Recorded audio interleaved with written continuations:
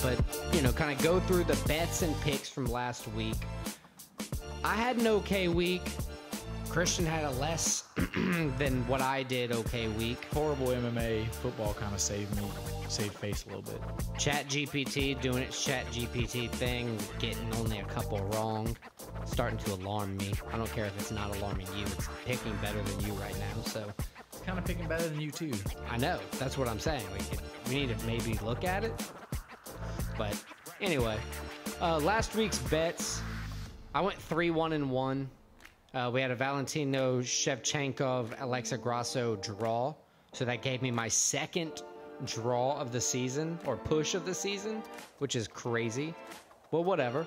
You 2-3. You said you went 0-2 on MMA, or 0-3. I lost Holland money line, Holland under, and Giagos money line. So 0-3, but finally got football bets this week. I went 0-4 in the first 2 weeks of football. This week got Florida +7, right? Okay, They actually won outright, which was a nice win. And then I got the Steelers on Monday Night Football. They were +2 underdogs. Nice, And they actually outright won that game. So that was a good game at the end, too. It was a good game. Thank God for their defense. 2-3 overall. On a bad week, I'll take the 2. I had Josh Friend money line. I thought he had a chance to upset Roman Kopylov there. I was absolutely wrong. I had Zell Huber versus Christos Giagos under, and that fight ended with an anaconda choke. Valentina Shevchenko money line. That was a draw, split draw. Then I had Penn State covering 14.5. They did. And the Packers covering as well. Although I placed the bet late and the line changed, caused me to still get the win, but I'll take it. There's air quotes on that win. In the future, I'll There's say... asterisks. He's Barry Bonds over here. Yeah, you wouldn't get voted into the Hall of Fame because your record's a sham. Just say it. Maybe something like that. But I'll take the win. I'm going to just continue to go ahead and make my bets placed on Friday because that's working for me. Picks, how'd you do last week? Picks, not great. Golly, what'd you do? I got one pick right, and it was Rosa. I was just on a losing streak. Man, your least favorite fighter on the card. I wouldn't say least favorite. I'm not a giant fan of him. But Okay. 1-4-1, obviously the draw. I got the tie. Who'd you pick on the main event? I picked Shevchenko to win, so that might Okay, help so fuck 10-9. She could have won. That would have helped saved your day there. All right. I went 3-2-1 on picks. I got Josh Friend wrong. Shevchenko draw. I got what was it? Oh, it doesn't matter because I got it wrong. I got a few right. 3-2-1 moves me to 62-26-1 on the season. Christian moves you to 54-32-1 on the season. Pretty good so far for season 0 of picks and bets. GPT is 23-9-1, only getting 2 technically wrong last week. That would be the Kevin Holland loss and the Shevchenko draw. So pretty stellar from Chat. Maybe we should start looking at those picks in the future. I don't know. Moving on, we looked at our picks. We kind of brushed over them. We have the same picks for the last 4 fights that we're going to be covering this week. Differences on the first 2. Yeah, so I have Johns, Ramos, Fletcher, Rodriguez, Mitchell, Fizev in that order. Right. I have Argueta, Jourdain, Battle, Rodriguez, Mitchell. Oh, so you're taking Battle over Fletcher. Oh, I'm sorry, Fletcher. My bad. Hometown hero, Louisiana guy. Fletcher over Sounds Battle. a little suspect. Rodriguez, Mitchell, Fiziev to cap it off. Differences on the 2. ChatGPT's picking Miles Johns, Ricardo Ramos, Brian Battle, Marino Rodriguez, Bryce Mitchell, and Rafael Fiziev. I'm only one off from ChatGPT, so I'll take that. Okay, cool. So, And it's the hometown guy I'm off on. moving into probably the most important part of the whole betting and standings things is you went 2-3 last week in bets. How are you rebounding? What are your 5 bets this week? Let me hear your first 3 UFC. Then we'll take a break. I'll give you my 3 UFC.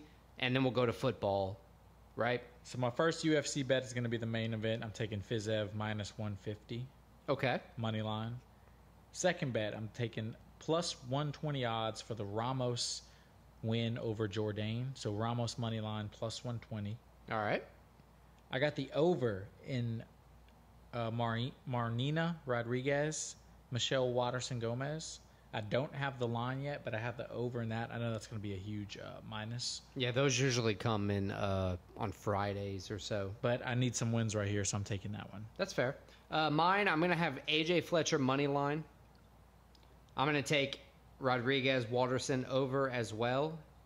And I'm also going to double up with you there with the Rafael Fiziev money line as well. I think he's going to dominate the fight.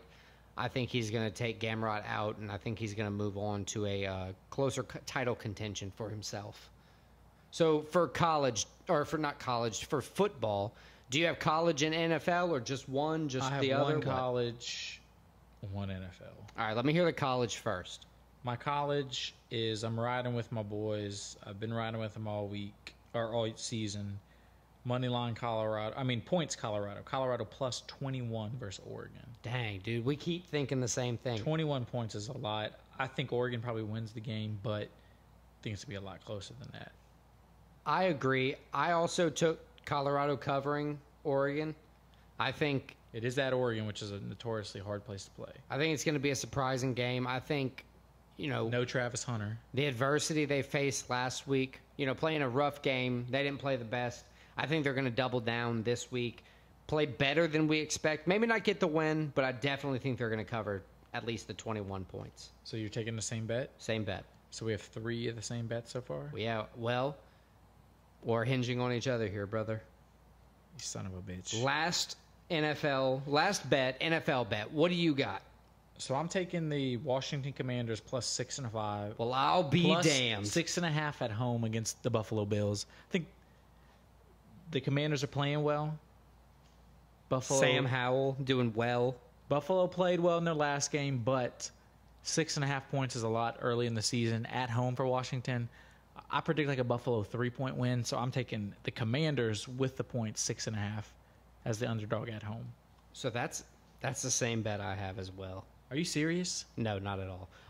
I actually have, I don't know why I'm talking like that. Sorry. I actually have Texas covering the Jaguars. I think 9.5 is kind of a crazy line with how the Jaguars have been playing. Yeah, but the Texans haven't been playing well either, and they were poised coming into the season to be a force to be reckoned with, and they have not been playing as such. It's the NFL. They're going to be all right. This has been a weird season to start off, so that's why I think the Texans are going to cover that 9.5. Christian, I want to ask you a few questions. Following up, Noche UFC, if Alexa Grasso and Valentina Shevchenko do not fight, I know we talked about Grasso, who she's going to take on for a contender to defend the belt next. Who's Val going to fight? Who's the Bullet going to fight next? I think she fights whoever doesn't fight for the title next, either Blanchfield or Fuaro. Fuaro. Do kind of a little tournament. Have those 2 fights go on. Loser fights, or winners not loser, fight but each other's. Right. There you go. Non-fighter fights them. Winner of that fights the. Well, who cares title. about the losers? The winners fight each other. Right. Cool. I like that. Another question. We again talked Jack Della Maddalena, who he could be fighting. What about Kevin Holland? I just checked their rankings. They moved up to 12 and 13, respectively. Jack Della Maddalena at 12, Kevin Holland at 13, which kind of serves. We can go with a Geoff Neal, Sean Brady. Those would both be in timeline for Kevin Holland to fight. We could go with a Wonderboy Thompson, for another striker. Who do you think? They fought recently. Right. Who do you think Kevin Holland could fight next? That's a tough one. I think I think after Stephen Thompson beat him, he's not a top 10 guy right now. So I don't think it's a top 10 guy. What were some of the other guys you said? Sean Brady, maybe? Sean Brady, Geoff Neal. Those are both guys that either fought recently, or not neither fought. They both pulled out of fights recently. Well, Geoff Neal just got beat up by it. Neil Magny pulled out recently, my bad. Yeah. Yeah. Neil Magny pulled out recently. He's also an option for Kevin Holland. Any of those guys, who do you see, as a top 15 bout for Kevin Holland next? I kind of like Sean Brady. I wouldn't mind that fight. Okay. Now, last question. With Aaron Rodgers going down, tearing his Achilles, Nick Chubb, potentially ruining his career with his latest hit, what do you think's to say about the turf on the field? What needs to happen? They need to be playing on grass. The turf. Why? I see. I just personally don't understand that. You're playing on pretty much carpet compared to real grass. There's not as much stability. Is it that simple? Yeah, it's just not the same. Okay. I've never understood. So what's crazy is like none of the major like soccer leagues in the world, they all use grass because of how Well, I saw the one report where they were saying that refuses to play on turf. They change that with like when soccer comes Cups. here. Yeah, they change it out to grass. It's like well, that's kind of just like they can do it. Right. Yeah, that's kind of crazy to me. They just want to save money by not having a ground screw. Yeah, that's interesting. But yeah, any athlete you talk to, they like 100% of them are going to say grass. Good to know. Well, now you've firmed up my opinion. Thank you. I'm now a grass guy if I wasn't before. Grass guy. So, moving on to the last little segment of the podcast. It's the N part, and as any recurring listener will know, the N stands for news. What do you got for me, sir? So after this week's controversial 10-8 fifth round in the main event, Shevchenko Grasso, the 10-8 round for Grasso in Grasso's favor that caused the draw, or else 10-9 round for Grasso would have been a split decision victory Shevchenko. Because of that 10-8 round and how controversial it is, the Nevada State Athletic Commission, who is over the judges in Las Vegas, obviously, they are holding a 10-8 seminar this week where they go over in full detail what constitutes a 10-8 round, what doesn't constitute a 10-8 round, because I think everybody realizes this was a mistake. Mike Bell. I mean, the judges need to be more accountable for some of these bad mistakes. Yeah, you can't just...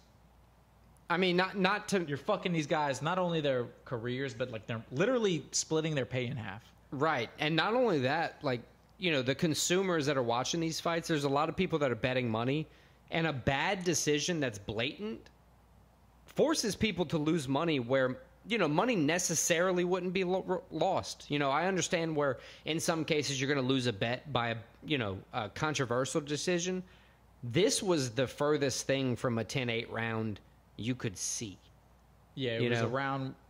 It was exactly. 10-9. Both people had success in a round, no way a 10-8 round. Right. My bit of news, we've had, we just touched on it. We've had a few injuries in the NFL recently. Aaron Rodgers going down, season ending. It happens every year. Nick Chubb going down, season ending. He had surgery. I think he's going to have surgery tomorrow. Everybody's always going down for different reasons in the NFL. In fantasy, that type of injury can just change your whole season. What kind of thing do you think, a fan or somebody playing fantasy football could do to kind of combat all these injuries? Is it to pick up the handicap or the handcuff Zach Wilson, Jerome Ford? Is it worth it? There's nothing you can do. It's injuries. It's football. Unpredictable. So you just kind of toss up your buyout and say, damn, I got it's the same thing an NFL team does. Yeah. They have to do the same thing. Now, that's not to say you're not going to go out fighting. Yeah, you're not going to go out fighting. You're going to adjust when it happens, but... You're still going to do your best. You're just saying there's really no way to recover. You can't... Not recover. You can't prepare for it. Right. Okay. Now, with that, somebody like Anthony Richardson, he has no business taking hits like that. I'm a fan of the Colts. You're a fan of the Saints. If Derek Carr was out there running around just taking hits to win the game, we know that's not long-standing. From a quarterback perspective, what does Anthony Richardson need to do to not, suffer damage long-term? Learn how to slide and don't get hit. Have another Andrew Luck on our hands where we could be facing a very good prospect and his career's cut short based on... It's as simple as that. He needs to stop taking hits. Yeah, slide. I like it. It sucks that, one of his biggest assets, not that he can't pass, but one of his biggest assets is being a runner, but he's got to learn how to not Lamar Jackson, he's gotten hurt a few times, but it's not because he's taking big hits. He doesn't take big hits. He's learned how to not be an effective runner and not really get, like, rocked. He needs to do something like that. So what do you have to say about the Saints? They're 2-0.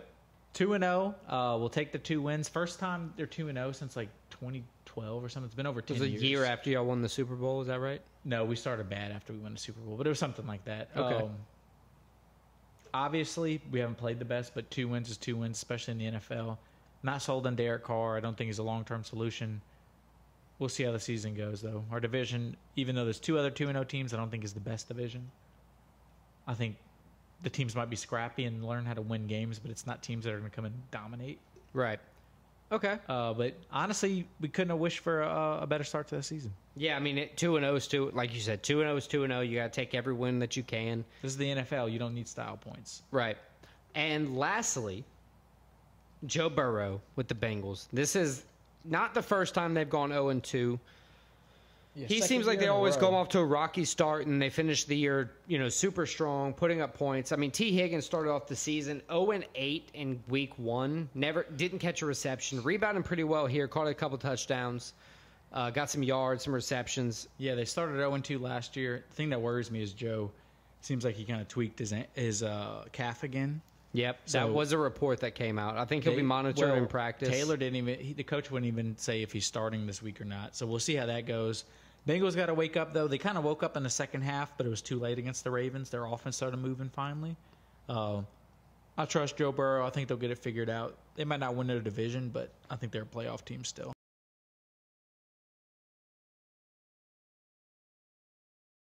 All right, thank you guys for listening to episode 14 of Split Decision. Check us out next week when we recap UFC Vegas 79, Fiziev Gamrot.